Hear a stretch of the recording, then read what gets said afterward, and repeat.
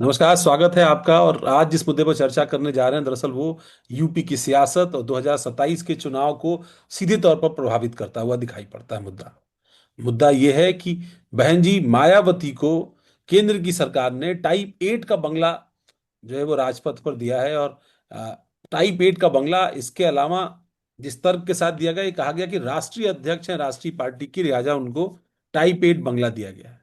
लेकिन अब दूसरी राष्ट्रीय पार्टियां भी हैं। कांग्रेस पार्टी के अध्यक्ष मल्लिकार्जुन खड़गे को भी टाइप 7 का बंगला मिला हुआ है।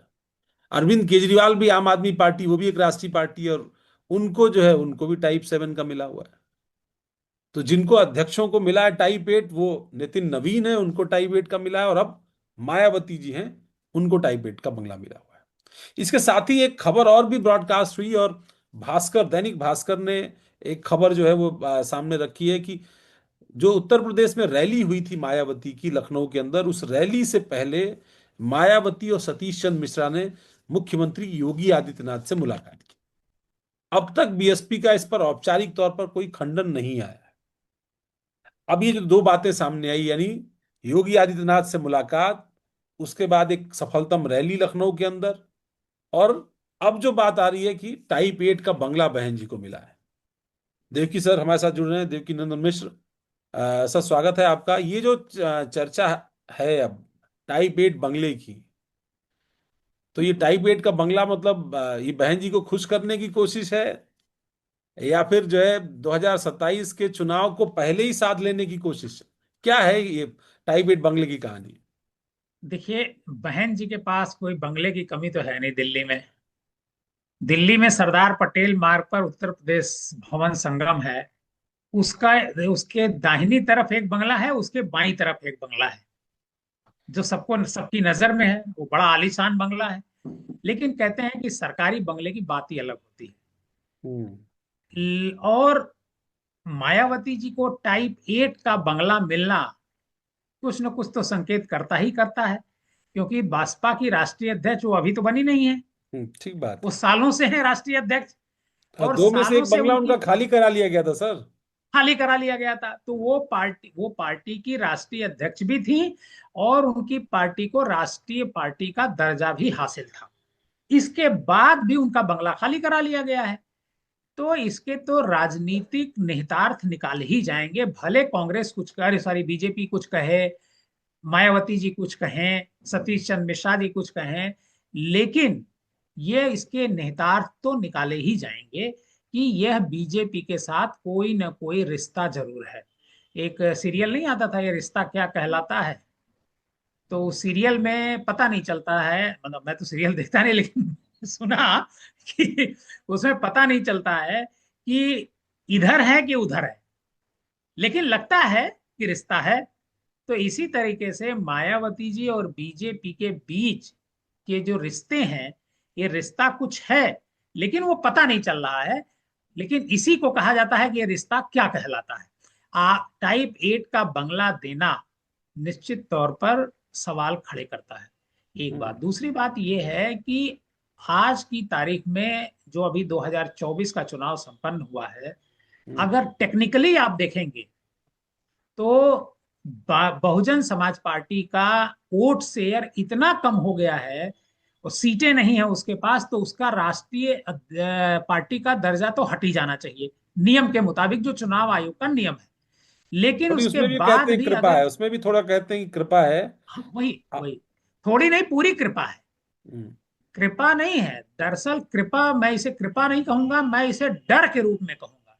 बीजेपी का ये डर है कि कहीं मायावती का, अगर हमने राष्ट्रीय पार्टी का दर्जा हटाया, अरे भाई आप थोड़े हटाएंगे, चुनाव आयोग के नियम है, उस नियम के तहत जो इतना परसेंट वोट पाएगा और जितनी सीटें होंगी तभी वो राष्ट्रीय पार्टी का दर्जा मिलेगा। बीएसपी की आज की तारीख में पूरे देश में एक भी सांसद नहीं है। बीएसपी के केवल दो एमएलए हैं, एक उत्तर प्रदेश में, दूसरे बिहार में, पूरे देश में। और आज और एक तेलंगाना बीएसपी, में पार्षद जीत गया उनका, ये भी खबर आई। अब पार्षद की गिनती तो उसमें आती नहीं है ऐसा जिस वक्त चुनाव जिस आयोग। वक्त एक एमएलए एमपी ना है, और आप देखिए, मतलब किसी ऐसे राज्य में, केरल में नगर निगम में एक मेयर जीता तो बीजेपी ने जश्न नहीं मनाया क्या? तो आप देखिए, बहन जी का भी जश्न मनाना बनता है, या उनकी पार्टी का, कि भाई तेलंगाना में वो एक जीत करके ले आए पार्षद। नहीं नहीं, बिल्कुल जश्न मनाना अलग बात है, लेकिन जो सवाल आपका है वो जी। अलग बात है कि जश्न बिल्कुल मनाइए। छोटी छोटी बातों पर जश्न मनता है। मोदी जी गए केरल हम्म। एक चुनाव होने पर, जीतने पर। हम्म। हम्म। देखिए, ये तो पार्टी को बूस्ट करता है, इससे हम्म। पार्टी की वर्कर्स बूस्ट होता है और इससे सक्रियता बढ़ती है। लेकिन जिस तरीके से ये बंगला 8 टाइप 8 का बंगला दिया गया है, इससे साफ है कि या तो बीजेपी बहुजन समाज पार्टी से डरी हुई है, उसके वोट को अपनी तरफ खींचना चाहती है, या मायावती की जो सक्रियता इधर दिखाई दे रही है, हम लोग पहले भी चर्चा कर चुके हैं कि जिस तरीके से मायावती सक्रिय हो रही हैं उत्तर प्रदेश में, वह भी बीजेपी को चिंता में डाल रहा है, क्योंकि ब्राह्मण वोट जो है वो बीजेपी से हटने को एकदम तैयार उतावला बैठा हुआ है। और वो अगर बीएसपी की तरफ चला गया, समाजवादी पार्टी की तरफ जाने में थोड़ी सी उसे हिच लग रही है, लेकिन बीएसपी की तरफ भी वो जा सकता है। बीएसपी को लेकर के उसकी एक ही चिंता है, जिसका जिक्र आप कर रहे हैं, कि बीएसपी अगर कहीं जीतती भी है तो क्या बीजेपी से तो हाथ नहीं नहीं, पर मिला आप लेंगे। ये कह रहे हैं सर कि मतलब बीएसपी, बीजेपी की ये चिंता हो सकती है, पर क्या बीएसपी की भी ये चाहत नहीं हो सकती है क्या, कि इस वक्त उनकी राष्ट्रीय पार्टी की सदस्य जो मान्यता है वो समाप्त हो सकती है, सरकार उनकी मदद कर रही है जिस वक्त। नहीं नहीं आप बी भी जानते हैं बहुत सारी पेंडिंग फाइल्स हैं अलग अलग मामलों की, उनको न खोला जाए, ये भी एक बात हो सकती है। लेकिन इन सब के अलावा एक क्या राजनीतिक अंडरस्टैंडिंग नहीं हो सकती क्या सपा बसपा में?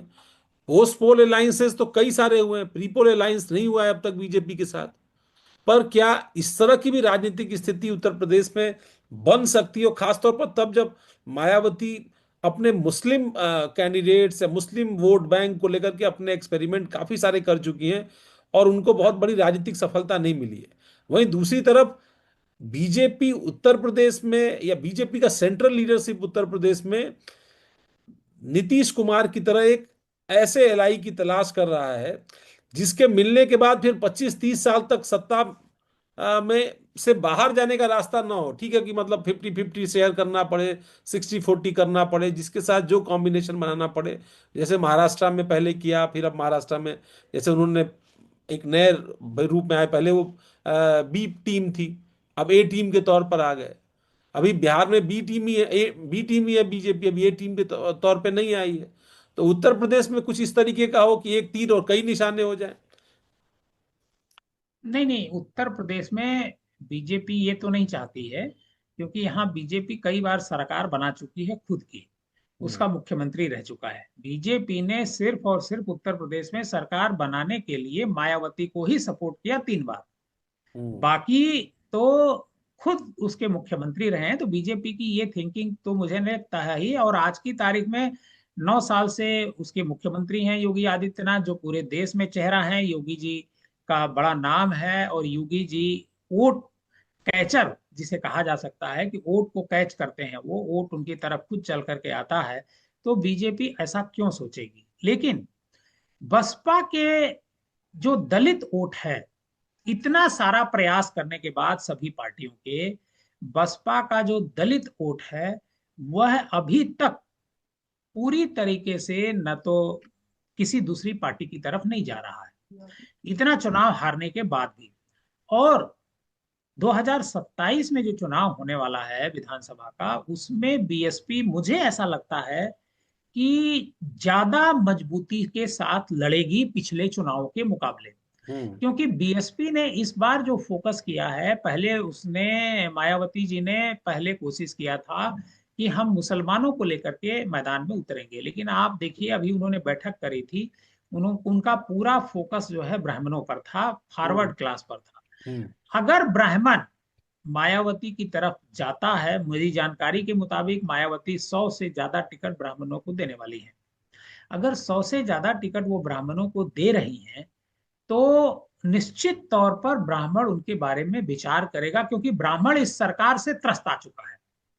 और आप जानते हैं कि अभी आज एक नेताजी मुझसे मिले थे, जो आज वर्कर का सम्मेलन था यहाँ पर, कार्यशाला थी, उससे निकल के मेरे ऑफिस पे आए थे, बीजेपी के नेता हैं वो जब मैंने उनसे पूछा कि भाई क्षेत्र का क्या हाल है, जिले का क्या हाल है, तो उन्होंने अपना दर्द बयान किया। उन्होंने कहा कि इतना दर्द है कि वो मैं बयान नहीं कर सकता सवाल। तो मैंने कहा क्या ब्राह्मण जो है यूजीसी या और जो मुद्दे हो रहे हैं उसको लेकर के क्या बीजेपी से हट सकता है? उन्होंने कहा हट सकता नहीं है, हम्म। हट गया है। और ये गांव गांव इस बात की चर्चा होने लगी है कि ब्राह्मण इस बार बीजेपी के साथ नहीं खड़ा होगा। ये छोटी बात नहीं है, ये बहुत ही गंभीर बात है। और उन्होंने ये भी कहा कि बस बीजेपी इस बात का, ब्राह्मण इस बात का इंतजार कर रहा है, विचार कर रहा है कि हमको जाना किधर है। हमको जाना है मायावती के साथ या समाजवादी पार्टी के साथ। हम्म। मायावती के साथ जाने में वो ज्यादा कंफर्ट फील करता है, हम्म। लेकिन मायावती का जो पिछला इतिहास रहा है बीजेपी के साथ मिल जाने का, वो ब्राह्मणों को चिंता में डाल रहा है।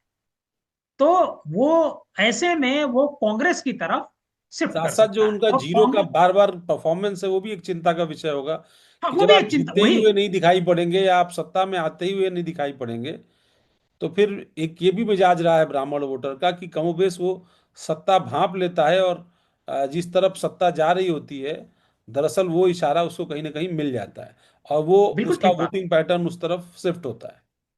है, एकदम आप सही कह रहे हैं। बिल्कुल आप सही कह रहे हैं, इसी वजह से ब्राह्मण इस पर बहुत ही गंभीरता के साथ विचार कर रहा है, क्योंकि चुनाव भी 7-8 महीने विलंब है चुनाव में, इस लेकिन वजह ये जो से। बात सर आई, ये जो बात आई सतीश चंद्र मिश्रा मायावती जी के जो है योगी आदित्यनाथ से मिलने की, आमतौर पर तो बहन जी मिलने जाती नहीं किसी से, और हैरानी की बात है कि भास्कर की इस खबर के बाद कोई खंडन नहीं आया, ना सतीश मिश्रा का आया ना मायावती जी का आया। तो नहीं, और एक बार जब मैं जवाब दे रहा हूं तो एक हम्म। बार इसको, अगर मोबाइल आपके हाथ में हो तो एक बार चेक कर लीजिए, मैंने चेक किया है, हम्म। खबर अब दिख नहीं रही है। देखिए, अच्छा। मायावती का मिजाज अलग है। मैं आपको 2-3 घटनाओं के साथ बताना चाहूंगा। हम्म। मायावती किसी के घर नहीं जाती हैं, हाँ किसी ये से तो, मिलने नहीं जाती, किसी से मिलने नहीं जाती हैं, लोग उनसे मिलने के लिए जाया करते हैं। नहीं नहीं, हो सकता है कभी वो, हो सकता है सतीश मिश्रा गए हो, टेलीफोन से बात करा दी हो, कुछ इस तरह की ना ना बात ना रही हो। ना, सतीश मिश्रा भी नहीं गए होंगे। अखिलेश यादव के साथ कभी वो मिलने अखिलेश यादव के घर नहीं गई। नहीं वो मुलायम तो सिंह नहीं। यादव के कभी घर मिलने नहीं गई। सोनिया गांधी के घर वो मिलने नहीं गई। उनका जन्मदिन था, सोनिया गांधी खुद दिल्ली में उनके घर गई थी। तो उनका मिजाज अलग है। मायावती कहीं नहीं जाती हैं। और यह तो, और योगी आदित्यनाथ से मिलने का तो सवाल ही नहीं उठता है। फिर उनका पॉलिटिकल कैरियर उसी दिन खत्म हो जाएगा, जिस दिन हम्म। वो जानती हैं इस बात को। आप देखिए कि उनकी जो रैली थी अंबेडकर साहब की परिवन निर्माण दिवस पर, जो रैली थी उस पर, सॉरी, मान्यवर कांसीराम के, उस पर जो उन्होंने एक शब्द जो बोल दिया था कि इस सरकार की तारीफ करी थी, इसलिए कि वो जो पार्कों के जो टिकट का पैसा आ रहा है उससे उसका रख रखाव सही तरीके से हो रहा है। हम्म। सिर्फ इतनी बात कह देने से हम्म। मायावती का जो वोटर था वो दुखी था। उस पर हम्म। उनको जगह जगह सफाई देनी पड़ी, उनके लोगों को सफाई देनी पड़ी। तो मायावती बीजेपी के किसी नेता, वो भी योगी आदित्यनाथ से मुलाकात करने का तो जोखिम कभी नहीं उठाएंगी। हालांकि क्योंकि देखिए, भास्कर में अभी ये खबर दिखा रही है सर, मतलब इसके अच्छा दिखा ट्विटर रही है। हैंडल पर, इसमें यह है कि अच्छा, बीएसपी की बड़ी रैली से पहले योगी से मिली मायावती, और मुलाकात के बाद क्या बदला, लुटियन दिल्ली में कैसे मिला बड़ा बंगला, ये उनकी पूरी खबर है। नहीं, ये और ये, दोनों बातें तो, अगर दोनों बातों को अगर मैच किया जाए तो भी बात सच नहीं हो सकती है, क्योंकि दिल्ली में लुटियन में जो बंगला मिला है उससे भी इसका कोई ताल्लुक नहीं है। नहीं वो तो एक अलग बात, और वो बात पुरानी बंगला हो गई कोई मतलब। योगी जी की सिफारिश पर तो मिला नहीं है। नहीं, और ये तो बात मोदी पुरानी जी की भी हो कृपा गई। से मिला है। ये तो मोदी जी की कृपा से मिला है। और अच्छा, ये मोदी जी ये योगी ये जी से, पैटर्न ये पैटर्न भास्कर पे कई खबरों में दिखाई पड़ रहा है। अभी जैसे इस खबर को आप ट्विटर पर तो पा रहे हैं, पर अभी वो वेब पेज पर उनके जाने पर वो क्लिक नहीं हो रही है। मैं अभी थोड़ी वही देर बोल रहा हूँ, पहले मैंने योगी आदित्यनाथ को लेकर के भी जो बयान योगी आदित्यनाथ जी ने रवि किशन को लेकर के एक बयान दिया था, वो हाँ बयान भी जो है वो थोड़ी देर पहले वायरल हुआ, और उसको जब हम लोग पेज क्लिक कर रहे हैं तो वो पेज जो है वो दूसरी खबर पर लेके चला जा रहा है, उस खबर पे लेके नहीं जा रहा है। तो ये खैर, असल चीज ये अखबारों की अपनी महिमा है, तो वो भी। अखबार नहीं, ये वेब है। हाँ, वेब वेब पोर्टल है, काफी चर्चित वेब पोर्टल है। तो खैर, हाँ ऐप है। तो तो मायावती जी मिली होंगी, इसमें इसको तो मैं सिरे से खारिज करता हूँ। भास्कर ने जो खबर दी है उसको एक बार वेरीफाई करना चाहिए भास्कर को। नहीं, और मुझे लगता है फिर अब तक मायावती, तो खंडन भी आना चाहिए बीएसपी में, तो इस तरह की खबरों का या इस तरह के विषयों का खंडन नहीं तो अमूमन आ खंडन जाता आ है। गया होगा, खंडन आ गया होगा। तभी ये कहीं दिख नहीं रही है खबर, आप ट्विटर पर देख रहे हैं। हम्म। इसको ऐसे आप स्क्रीनशॉट ले लीजिए, नहीं नहीं, मैं स्क्रीनशॉट तो खैर ले लिया मैंने। मुझे ये शेयर भी खबर कर है। दीजिए। हाँ हाँ, नहीं मैं आपको मुझे भी खैर। शेयर।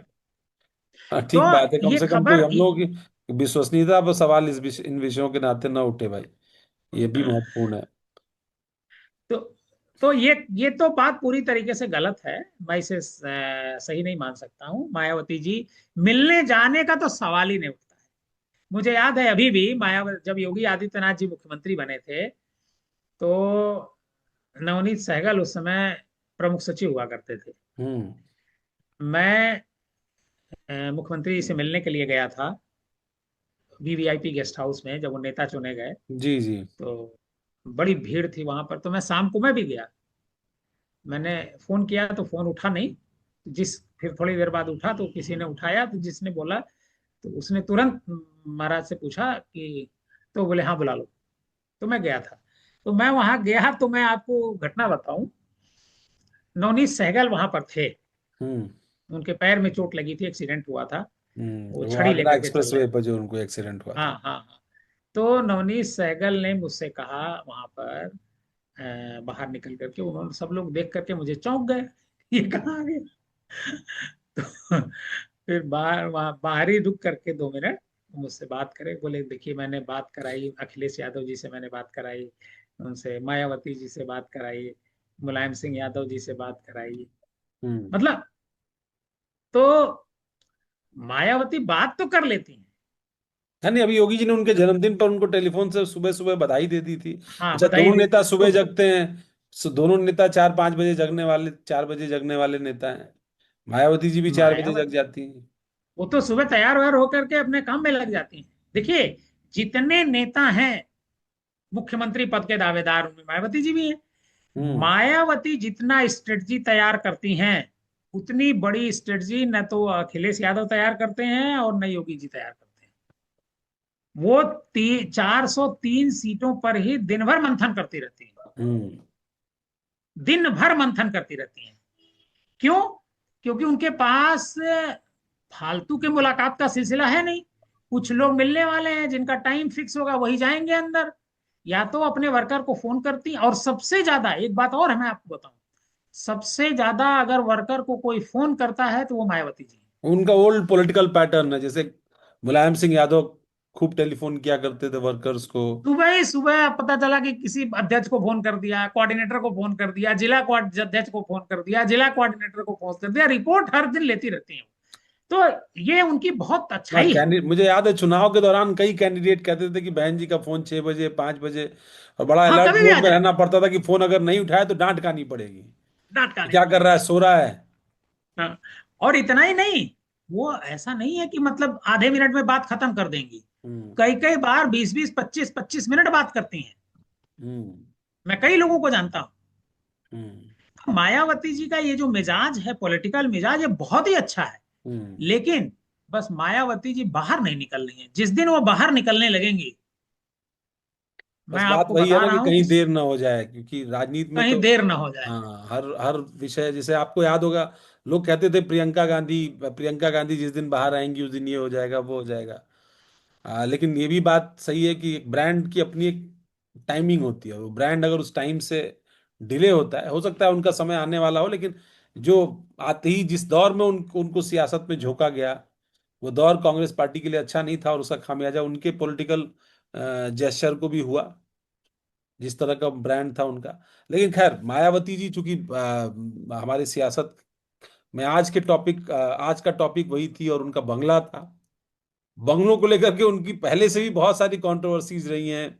बंगलों को लेकर के बड़ी चर्चा रही है, उनके बंगलों के आकार प्रकार को लेकर के चर्चा रही है, बनावट सजावट सबको लेकर के चर्चा रही है। लेकिन इस बार बंगला राजनीतिक कारणों से सुर्खियों में है। उत्तर प्रदेश में चुनाव है, उनकी राजनीतिक पार्टी धीरे धीरे हाशिए की तरफ जा रही है, लेकिन कोशिश उनकी फिर से एक बार तैयारी है। बड़े पैमाने पर वो रैलियां करने जा रही हैं, बड़े पैमाने पर वो कार्यकर्ताओं की बैठक कर रही हैं। बीएसपी की कोशिश फॉरवर्ड क्लास को एक बार फिर अपने साथ, खासतौर पर ब्राह्मण वोटर को जोड़ करके 2007 वाली सियासत का माहौल उत्तर प्रदेश में बनाने की है। लेकिन इस तरफ बंगला मिल रहा है, इस तरफ उनकी बैठकें चल रही हैं, अलग अलग तरह की हेडलाइंस आ रही हैं। और इस हेडलाइन मैनेजमेंट के बीच में जब बंगले की खबर आती है तो थोड़ा चर्चा जो है वो दूसरे तरीके से हो जाती है, और दिल्ली दरबार का रुख भी समझ में आने लगता है। लेकिन खैर, उत्तर प्रदेश की सियासत पर अलग अलग प्रकार के मुद्दों पर हम इसी तरीके से चर्चा करते रहेंगे। देखिए जी, आपका धन्यवाद आज की चर्चा में हमारे साथ जुड़ने के लिए। आपको ये खबर कैसी लगी, हमें कमेंट करके जरूर बताइएगा। आपकी प्रतिक्रिया हमारे लिए बहुमूल्य है। नमस्कार। नमस्कार।